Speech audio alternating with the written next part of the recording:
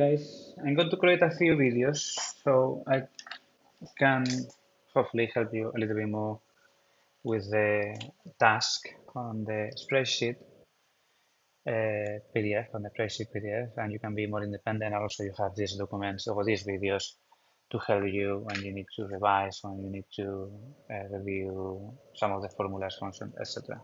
I'm going to start with the task 20L. Is on I don't remember which page is, but you can find out. And I say open the file jobs CSV, insert a formula in the description column to look up and display job title using the job code as the lookup value. So hopefully you've got on your pen drive already the Excel file, so you don't need to open the, for example, jobs CSV. You can open straight away the jobs Excel file. So I'm going to open with, in my case, Excel, because by default it's going to open in Excel from Mac, and I want to show you the Excel from Windows. When this is open, it is quite big, so I'm going to reduce a little bit the size so you can see a little bit better. It's a formula in the description. This is already done. So what I'm going to do is I'm going to select all of this, right click and clear content. So this is free. So in the description, I need to insert a formula to look up this value in this table, because this value will correspond to 5, it will show programmer, and display this path. Because the information is horizontal, aligned, not vertically, it's horizontal, I need to use the H lookup formula. The value is this one to look at, and then I'm going to need to select the table. So I'm going to put a comma in my case and select the table. Then I need to type the row index where the information that I want to display is. So I'm going to put a comma to go to the next section, comma. And I always start with the first one. The first one is number 1. The second one is number 2. Because the information to display, it is in number 2. I put number 2.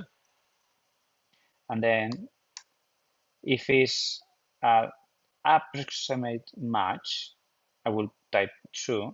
If it's an exact match, I will type false. In this case, it's exactly, so false. And press enter, and it is a programmer. That's perfect.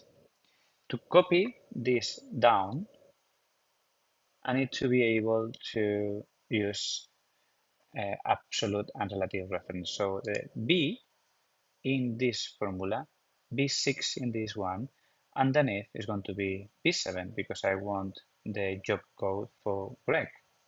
So that's a relative value. But the table, a B2 from here to H3 from here to here needs to be always the same.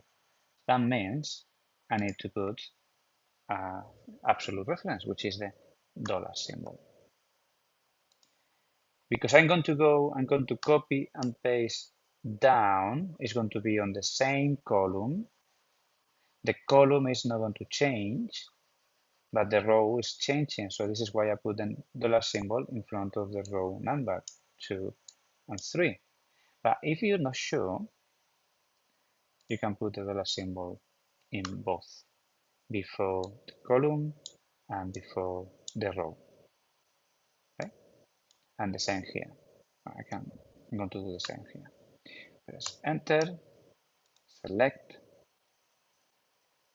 and then drag and drop from the black cross here.